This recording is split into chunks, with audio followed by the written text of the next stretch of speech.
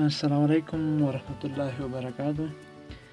په دې هیله چې ټول ملګري به راته ښه وی جوړ وی او د صحت په کالیو کې به راته نغښتي وی. نو ملګرو لومړی قدم کې زموږ چینل در سره سبسکرایب کړئ او بیا درته ښایم یو طریقه چې په هغې طریقې سره کولی شئ چې اډموب کې ښایسته کار وکړئ او ښایسته پیسې ترلاسه کړئ. لکه مطلب زه اوس ځان درته ښایم. د نن ورځې حساب ګورئ تقریبا 14 ډالر ما اخیستي دي او په 1200 کلیکانو باندې سی پی سی وګورئ 1.14 ده. مطلب ما ته په یو کلیک باندې 1.14 ډالر راکړي دي. دا یې ولې راکړي دي او څنګه خبره ده په دې باید تاسو ځانونه پوه کړئ. ټوټل 996 ډالر لرم وګورئ او پیج 2000 امپریشن 2201 کلیک دومره او وګورئ کوم کنټري څخه شوي دي. وګورئ یونایټډ سټیټ څخه په څو کلیکانو باندې په شپږو باندې دواړو نه ما شپږ کلیکان کړي دي. یو باندې 8 ډالر او بل 6 ډالر راکړي دي. نو دا ولې دومره زیات ډالر ما ته راکړي دي او دا څنګه کولی شو.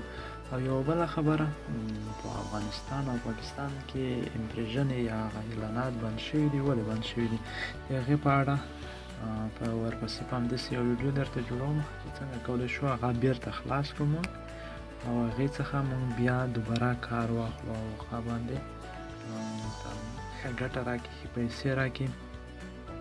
نو هغې پسې بیا بله ویډیو جوړوم. اوس په دغې کې زه درته ښایم چې دغه کلیک باندې دومره زیاتې پیسې ولې راځي. نو یو خو هغه طریقه ده هغه براوزر صفا کول دی.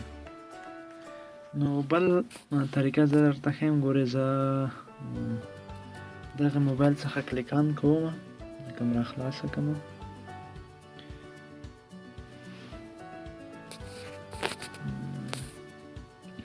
وګورئ دلته موبایل کې څو وی پی این ما انسټال کړي دي. وګورئ دومره زیات وی پی این زه په دې موبایل کې لرم او دلته هم لرم بیخي زیات وی پی این.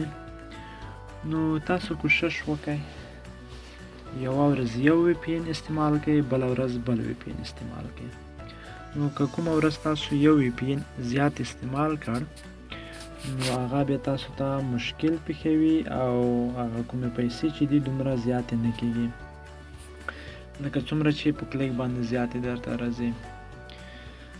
او بله خبره کله چې تاسو کوم اپلیکیشن برابر کړئ جوړ کړئ د امپریشن لپاره هغه د هرو کلیکانو څخه وروسته صفا کوئ کلیر ډاټا کوئ. او بل ځینې موبایلونه دغه سیستم لري. زه درته وښیم زما د کوم موبایل کې چې ویډیو کوم دغه یې نه لري او دغه بل موبایل کې چې زه کار کوم دغه یې لري. ګورئ کله چې د موبایل سیټینګ ته راغلی موبایل سیټینګ مو چې کله خلاص شو لاندې به راشئ. ګورئ دلته ګوګل لیکل شوي دي دا به خلاص کړئ.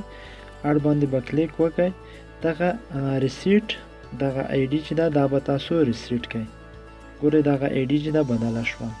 نو دغه ډېر مهم نکته ده باید تاسو دغه هر وخت ریسیټ کړئ یا یې بدله کړئ.